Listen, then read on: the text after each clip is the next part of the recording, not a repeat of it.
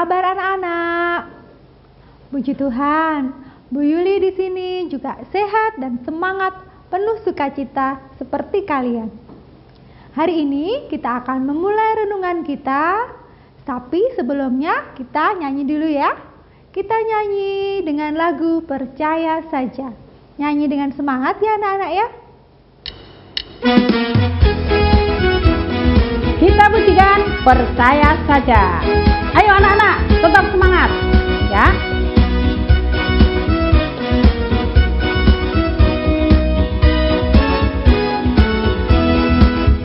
Percaya saja, percaya saja, percaya yang beri kita menang.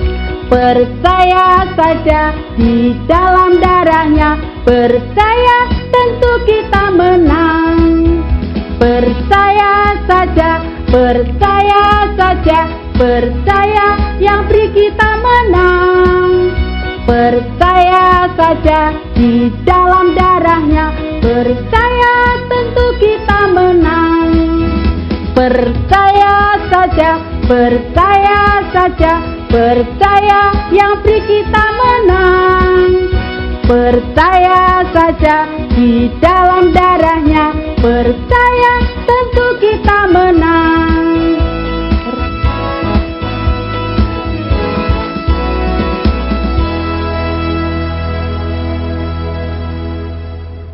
Sebelum memulai aktivitas kita, mari kita berdoa terlebih dahulu. Puji syukur kami tunjukkan kepadamu ya Tuhan, atas hari ini kami anak-anak-Mu telah Kau beri kesehatan dan sukacita sehingga kami dapat bangun dari tidur kami dan memulai aktivitas kami.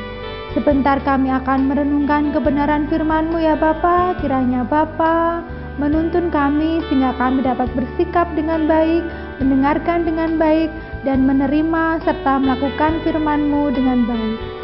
Ya Allah ya Tuhan kami, kiranya Kau mengampuni dosa kami. Dalam nama Tuhan Yesus kami naikkan doa ini. Amin. Judul renungan kita hari ini, bukan janji kosong. Diambil dari 2 Korintus 1 ayatnya yang ke-20. Sebab Kristus adalah ya bagi semua janji Allah. Itulah sebabnya oleh Dia kita mengatakan amin untuk memuliakan Allah.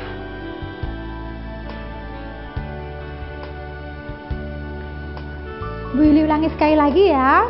2 Korintus 1 ayat yang ke-20. Sebab Kristus adalah ya bagi semua janji Allah. Itulah sebabnya oleh Dia kita mengatakan amin untuk memuliakan Allah. Sebagai ilustrasinya anak-anak, pernahkah kamu bertemu dengan orang yang memberimu janji-janji yang terdengar manis, tapi ternyata pada waktunya janji itu tidak ditepati? Pernahkah? Kita sering menyebutnya pemberi harapan palsu alias ya PHP. Pengalaman dikecewakan dalam hal janji bisa melukai siapapun dan menjadikan tidak lagi mudah percaya pada janji. Sayangnya, seringkali rasa tidak percaya itu berlaku bukan hanya pada sesama, melainkan banyak juga orang yang menjadi tidak percaya pada janji Tuhan. Hari ini kita membaca pengakuan iman Paulus bahwa ia percaya Yesus Kristus adalah ya bagi semua janji Allah. Artinya, Paulus tidak ragu bahwa Allah benar-benar ada. Kuasanya nyata, dan ia hadir di dunia dalam diri Yesus yang juga pernah merasakan penolakan dan penderitaan. Hidup Paulus sebagai pengabar Injil tidak lepas dari masalah dan penderitaan. Meskipun demikian, ia sampai pada pengakuan itu. Paulus belajar untuk berjalan bersama Kristus. Meskipun saat melewati jalan yang berat, meski tak terlihat, ia percaya Tuhan Yesus selalu ada bersamanya.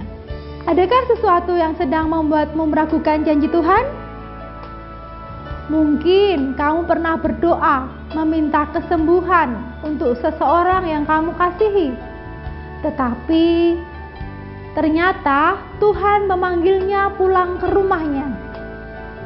Kamu belajar sungguh-sungguh dan meminta pertolongan Tuhan untuk mengerjakan ujian. Tetapi nilaimu masih belum bagus.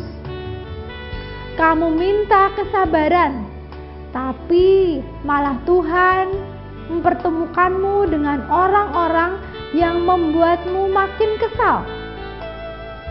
Lalu kamu bertanya-tanya, kalau janji Tuhan itu benar, kok ia tidak segera mau menolong? Anak-anak, belajarlah dari Paulus yang tidak berpikir bahwa Tuhan harus menepati janjinya dengan cara membebaskan dari semua penderitaan, melainkan ia mau percaya dan bahwa ada kuasa Tuhan yang menguatkannya, menguatkan dalam menjalani suka dan duka. Itulah penggenapan janji Tuhan yang dirasakan nyata setiap hari. Jadi, jangan ragu-ragu akan janji Tuhan.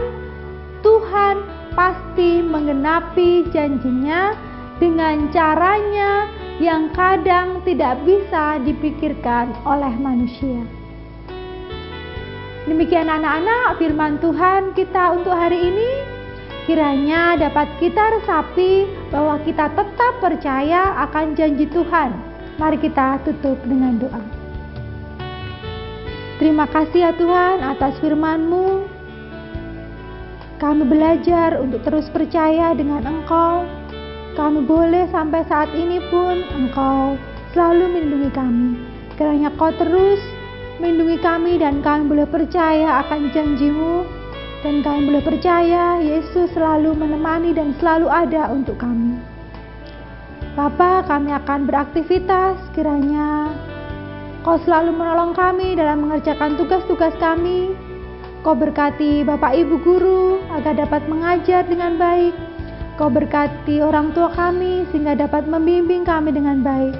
Dan Kau berkati pula apa yang kami gunakan, fasilitas yang kami gunakan untuk belajar.